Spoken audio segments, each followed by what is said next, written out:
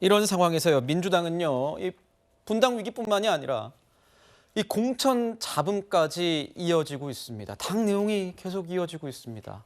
당 검증위에 대한 이 공정성 논란까지 휩싸였습니다. 들어보겠습니다. 민주당이 좀 새로운 모습 보이겠다고 검증위원회를 이렇게 띄웠는데, 저는 이 검증위원회 제일 궁금한 게 이재명 대표 검증했어요? 이재명 대표 검증하면 이 기준에 의해서 지금 통과될 수 있어요?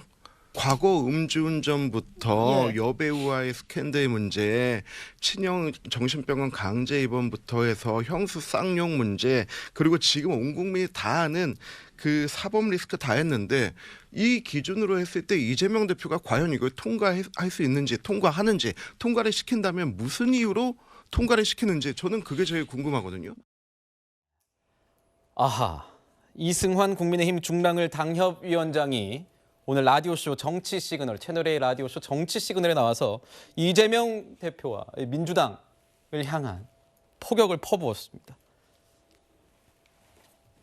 어떻게 들으셨습니까? 저 의견은요. 너무 구구절절 맞는 얘기 같은데. 저도 그렇게 생각합니다. 내로남불의 대표적인 사례잖아요.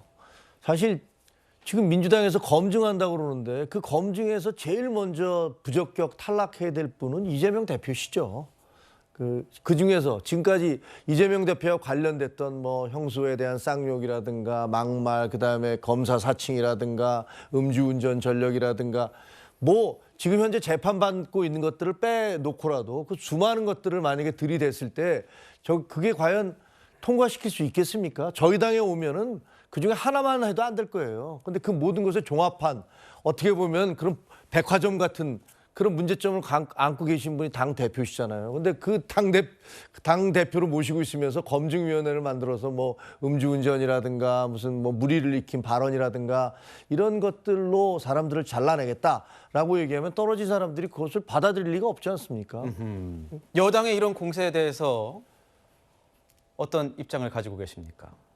뭐 일단은 제가 봤을 때 지금 검증위에서 검증을 조금 더 철저하게 해야 된다 이런 문제의식은 저는 갖고 있고요. 왜냐하면 최근에 좀 통과되지 말아야 될 분들이 통과되는 일도 있었고 그러면서 바로잡는 일도 있었기 때문에 검증위가 조금 더 신중에 신중을 기하고 좀 검증 과정에서 정밀하게 해야 될 필요는 있는 것 같습니다. 근데 사실 지금 뭐 여러 가지 총선을 앞두고 여러 후보자들이 좀 난립하고 있는 상황인 것 같긴 합니다. 뭐 여당이든 야당이든 여러 분들이 이제 총선에 나오겠다라고 하고 계시지만 결국 그 과정 중에서 검증을 해보면 좀 부적절한 이력들이 있는 분들이 계시거든요. 근데 그런 분들에 대해서도 여당이 과연 민주당을 공격하는 것만큼 엄중한 잣대를 들이댈 것이냐, 저는 그 부분을 좀 지켜보고자 합니다. 이런 가운데 친명계 인사들이 비명계 의원 지역구에 도전하는 사례가 많아지고 있습니다. 저희 채널A 취재진이 확인을 한번 해보니까, 정치부에서 확인을 해보니까 최소 20곳이다. 최소 20곳이다. 더 많을 수 있다. 조기현 부위원장님. 이게 그냥 계파 갈등의 불씨가 될 것이다 이런 얘기가 나오는데 뭐 정리가 좀 될까요? 어떻게 보십니까? 이재명 대표가 빨리 나서서 정리해줘야 되는데 왜 지금 가만히 있느냐? 비명계에서 이런 목소리가 벌써 나오고 있어요. 글쎄요, 이재명 대표가 지금 나서서 정리하면 그게 문제인 거죠. 지금 이미 저희 민주당은 작년에 확정해 놓은 22대 총선 특별 당규에 의해서 지금 공천 검증 절차부터 시작해서 진행하고 있습니다. 이 어느 지역에 출마하느냐의 문제는 본인들의 자유 선택이고요. 그것이 비명 지역이기 때문에 친명을 표방한 의원들이 가는 것도 자연스러운 과정이라고 봅니다. 다만 이 과정에서 공천 과정에서 불공정이 문제되거나 실제 원래 있던 현역 의원들을 배제하는 방식의 어떤 공천이 이루어진다고 하면 그건 문제겠죠. 지금 단순히 그 지역구에 친명 의원이 아니라 그 후보들이 가 있는 그 자체만으로 불공정한 공천 과정이 이루어지고 있다라고 비판할 단계는 아니라고 보고요.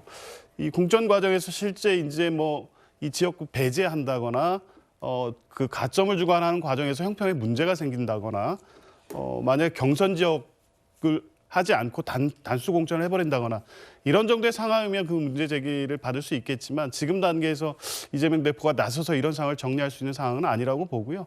시스템에 의해서 공천은 자연스럽게 정리될 것으로 봅니다. 시스템에 의해서 자연스럽게 정리가 될 것 같다.